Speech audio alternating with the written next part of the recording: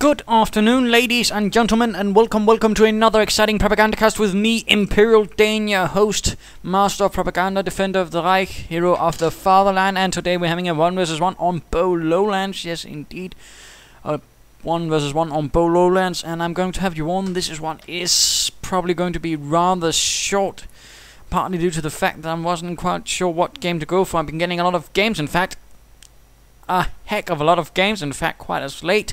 Trouble is, most of them are with Americans, and while I'm certainly going to try and keep them up again with some of them but I'm not entirely sure if I want to save them for Monday or not, and other bits like that. Sometimes you can't really get so many games, so then you're actually not sure what game to pick. In those cases, I usually go for one of my own.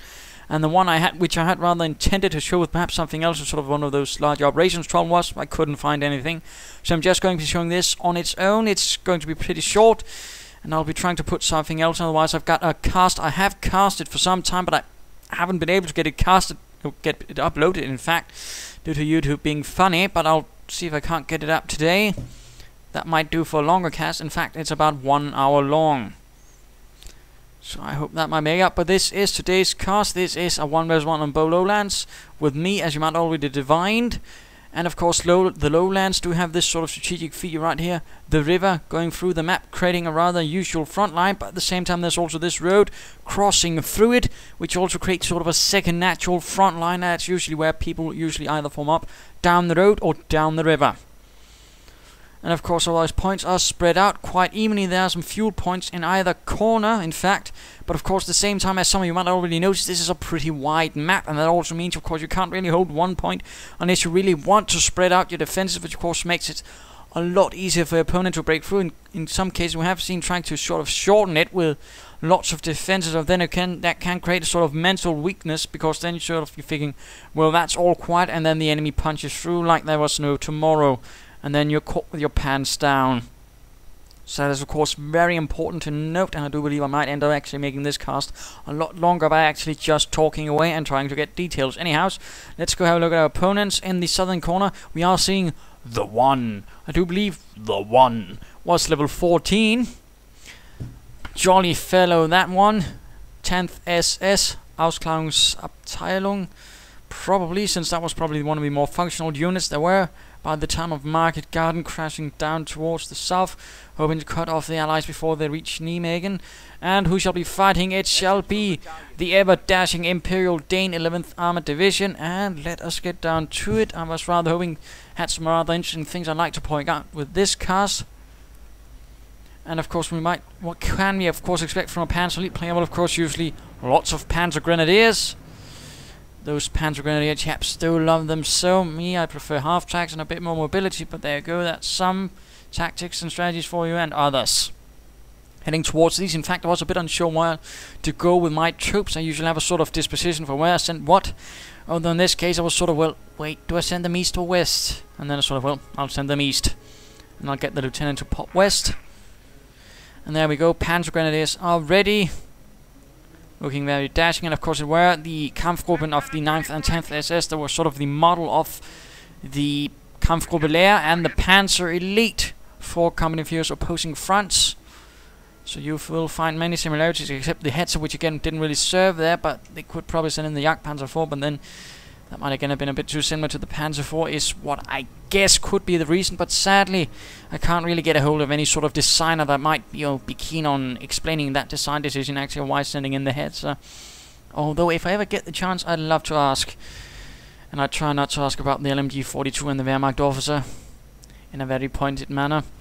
Panzer Grenadiers, though, heading west, going straight for the fuel point, while the Schwimmwagen, in fact, Schwimmwagen, not a Kettenkrad. A bit of a surprise there. He's heading east towards this fuel point.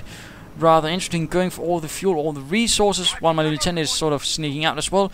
Infantry section is ready, heading west. Munitions point being secured, and this truck will probably soon prop up as soon as my infantry section. And yes, indeed, this is one of the cases where it didn't actually wait to after the truck was sort of taken up and placed elsewhere, because again, I wanted to take this point and it wasn't ready, so I might as well get that another unit out, get them within range of the lieutenant before I pack it up, and there you go. Under supervision of that dashing lieutenant, the Headquarters command truck is ready to out. Panzer Grenadiers in the south, and looks like they're heading towards the center as well. He's going really heavy with the territorial capture, and of course you can use them for that. But again, mind you, Panzer Grenadiers aren't the most well-suited troops for that. They don't take territory quite as fast unless they've got an upgrade, so that is something to be very mindful of, and I'd usually want to actually see them take on the fight with the enemy, but apparently The0ne has an idea with them. And there we go, infantry section under the supervision of a lieutenant, opening up on these Panzer Grenadiers for running away, taking quite a bit of fire. Well, then again, he's probably going to be sending on those other Panzer Grenadiers soon. Headquarters command truck moving through the woods of the east. Well, the recon section continues, taking points for King George and raising the Union Jack wherever it goes. Panzer Grenadiers still on the run, being hunted down by some rather sneaky infantry section, and more Panzer Grenadiers are moving in. And in fact, we have 4 Panzer Grenadier teams on the field, while we have only 2 infantry units and a lieutenant. That's not entirely favorable odds. And infantry section coming under fire, rather realizing this is an awful lot of Panzer Grenadiers, and it's time to get the devil out of there. And a Bren carrier on the way, and of course with the munitions point right here, of course, I am going to get an awful lot of munitions, in fact 26, plus that bit, so that's in fact quite a lot. That's in fact 42 munitions per minute. That's actually quite a high rate. And that's only going to be helpful for my Bren carriers, and of course upgrading my other units. And looks like the Schwimmwagen is moving about, but my reconnaissance section is not going to let that happen. I know he's going to probably be lovely in harassing. And of course that's not a bad idea to use, in particular against the Brits, who might not be having a lot of troops to sort of stop harassment attempts that easily. But I do not give up, and there we go, Bren carrier on the field. Vickers machine gun probably on the way. Infantry section sort of holding back, waiting until perhaps, and there we go, moving in. Landing up in right, a lot of firepower though. Firing away at these Panzer Grenadiers. Firing away. Could one Panzer Grenadier go down? Apparently, perhaps Bren carrier swiftly moving in. And there we go, 1 Panzer Grenadier dead. Infantry section firing away. Oh dear, 2 men, 3 men need to retreat. That was not quite the best exchange, and they even tried to sort of slow them down, but the Bren carrier to the rescue, charges in. While a Panzer Grenadier team is also caught up here, and looks like to be gunned down. There we go, 1 Panzer Grenadier team down. Bren carrier with Vickers McCallum machine gun blasting away these Panzer Grenadiers. 1 team has already suffered 1 loss. 1 kill for the Bren carrier so far, although quite a bit of damage still. It's also tying down these Panzer Grenadiers and preventing them from taking this point, these 2 points. In fact, Bren carrier retreats, Panzer Grenadier sort of suppressed, not looking too happy, and then immediately effectuating repairs. While in recon section heading towards the east. Units getting reinforced. And a field support truck on the move. Panzer Grenadiers are moving up to take this point, although the Bren carrier will soon be ready to charge in once more and open up on the Hun. There we go. Ready to go in, guns blazing on those Panzer Grenadiers, and of course prevent them from taking this point.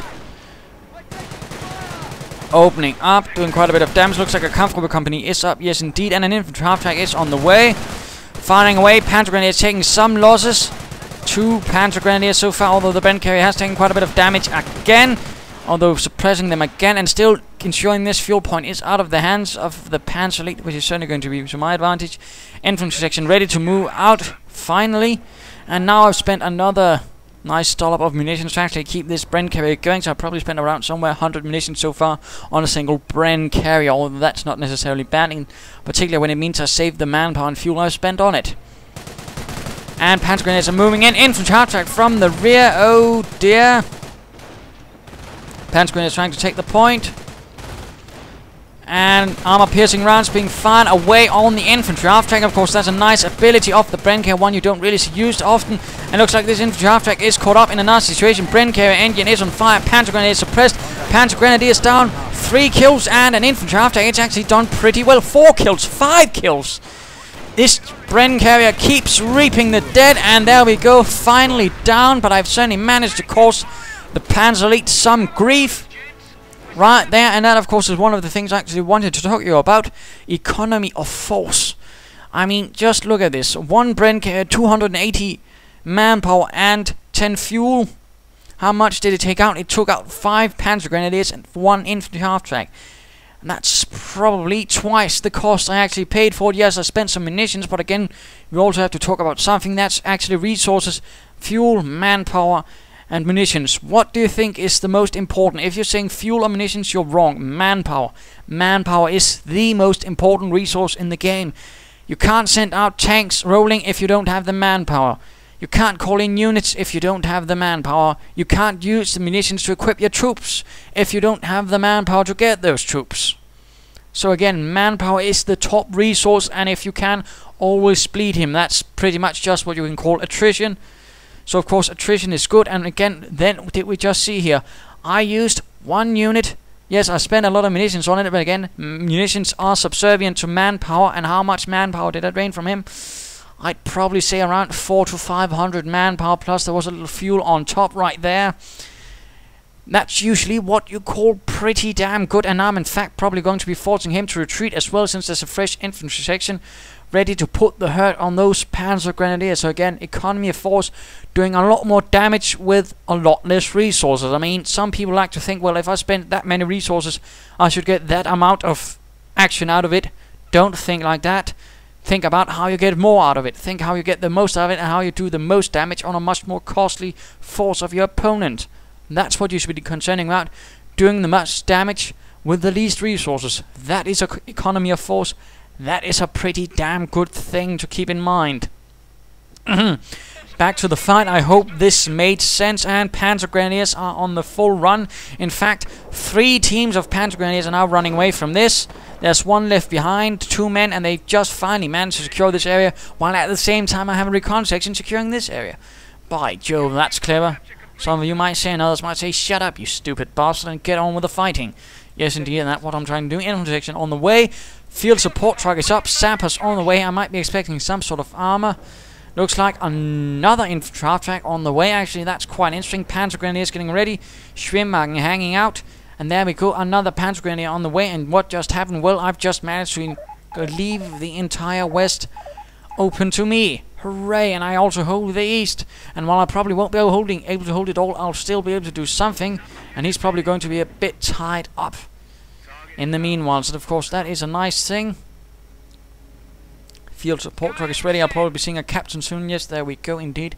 Captain dashing. Sappers on their way. Piats getting ready. Again, I'm sort of expecting armored cars, or perhaps a Panzer IV anti-tank half-track. Infantry half-track moving in. Recon section troops going down, and thus I rather realize I need to get the devil out of there very quickly. German forces are trying to take a petrol sector. Plus I still managed to get their Panzer Grenadier team as well, so that's certainly not going to be too bad. In fact, probably currently the Panzer Elite player has suffered the most. And I probably won't be dealing with a mid-game analysis for this game.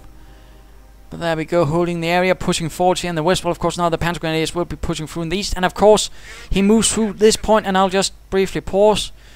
You can see with sort of points around them. Of course, if you're Wehrmacht and have one of the defensive doctrine, you actually get an ability that can see even further. But in this case, what does this mean when you see a force moving that way? And of course, you know he's probably already a bit aware of where your truck is due to a Schwimmwagen going there.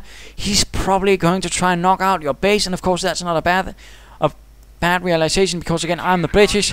I'm probably going to have my headquarters command truck somewhere a bit more exposed, and now he's going for it.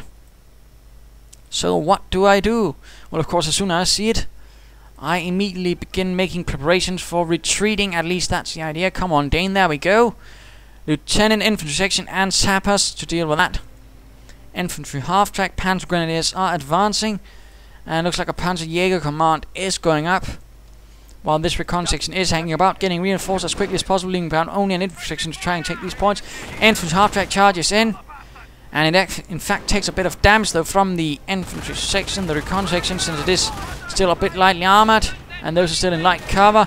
Panzer Grenadiers charging in, no Panzer Shreks as of yet. Let us shift over to him. In fact, looks like he in fact does not have it, interestingly enough. Still, he's going for it. But now I'm moving in, I'm ready to deliver him a nasty blow, and there we go, anti-tank rounds flying from the Piats infantry section, taking quite a bit of damage, but so are the Panzer Grenadiers. Infantry half-track has to pull out of there, and now he's really in a sort of bad spot. He's trying to launch a full assault against a lot of my troops right here, and I'm in cover, and I'm right next to a unit that can reinforce my troops. Things are not really going well for me. He is getting some veterancy for some of his troops, but he needs to retreat rather quickly, rather hastily. Panzer Grenadiers taking losses. Americans pushing through, and troops pushing through in the south. Panzer grenadiers taking quite a few losses. Infantry half-track knocked out. Infantry team of Panzer grenadiers killed. The rest need to get out there very desperately. Of course, it certainly also cost me some losses, but it's certainly not been compared to anything he's lost already. Armored cars on the way, pushing through in the west once more. Captain sort of trying to sneak about, and the Schwimwagen has secured this area. So still the Panzer League player might get back from this, although that is a very small might. British troops heading out, having done quite a bit of damage to the Hun at this stage. Captain coming under fire from the Panzer Grenadiers of the 10th SS. Not looking too good for the captain, but he still managed to secure the fuel point and denying it to the Panzer League, The0ne. So that of course is a hiccup, nice thing. Panzer Grenadiers heading through, no, that's British troops heading through the center. Infantry section heading and standing about a bit there.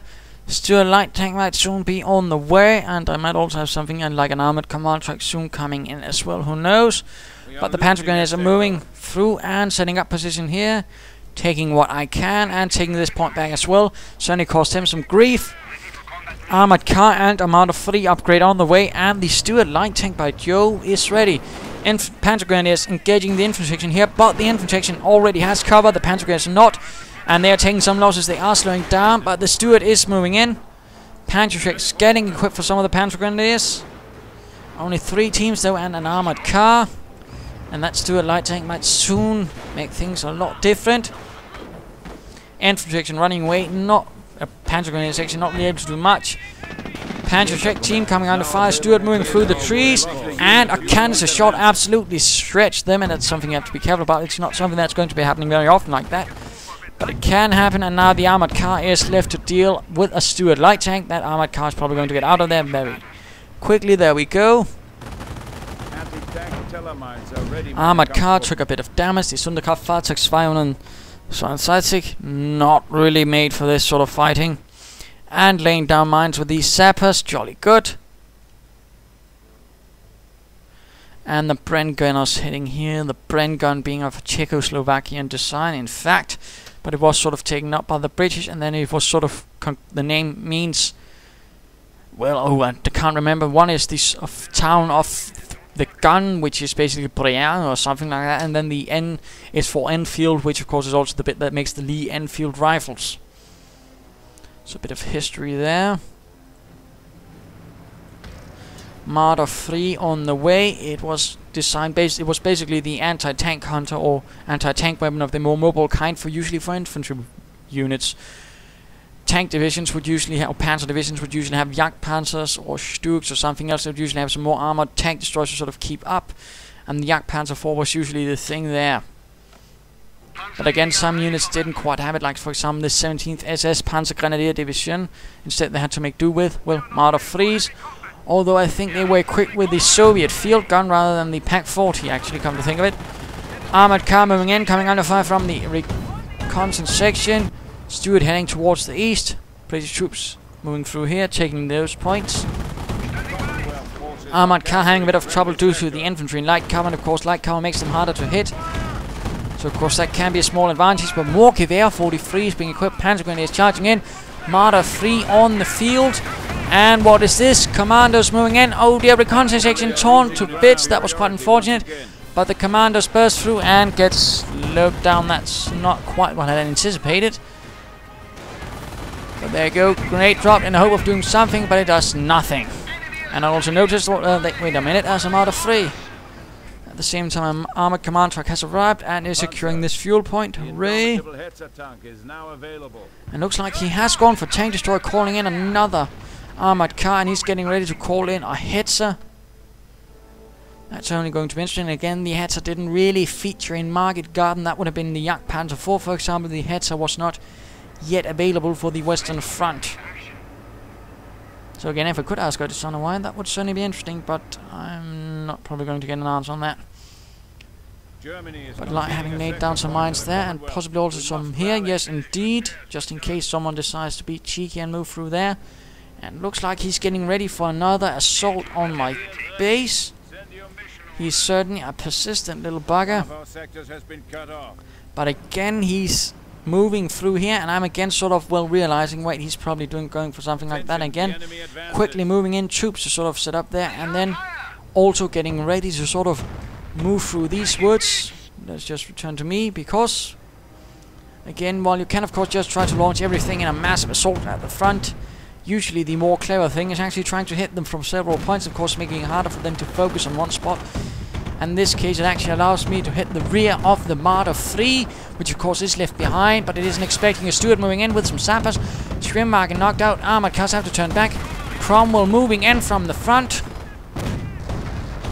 Marder 3 blasting away, armored cars doing a bit of covering fire, but the Marder 3 is under fire. Pierred round Stuart, and the Cromwell advancing. Panzer grenade is getting torn to bits. Heads are moving in from the rear, and looks like the Marder 3 is toast. There we go. Armored cars also lost. This was a terrible ambush for the 10th SS. All of their vehicles have been turned into scrap metal. Very nice image right there, of course. But the Hetzer is now moving in, coming under fire. Pierred rounds, Stuart shots, and the Cromwell crashing quickly through the wrecked German vehicles. Ready to get the flank on that Hetzer, which did have some nice frontal armor, 60mm of sloped armor. And there we go, up behind it, opening up. The rear armor hits. That Hetzer is probably going to be lost.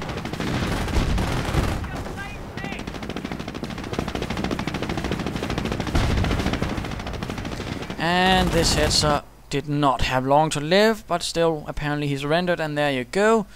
Game over. Yes, indeed, it was a very quick game, but I hope some of the thoughts I tried to sort of bring out here will help, and of course make the game the cast a bit longer. So I certainly hope you enjoy this, and of course I'll be trying to get that other game which I have been thinking about getting up in some time up. So anyways, I hope you enjoyed this. If you did, why not subscribe or tell your friends, and if you didn't, well, why not send in a replay of your own. This is ImperialDane saying cheers.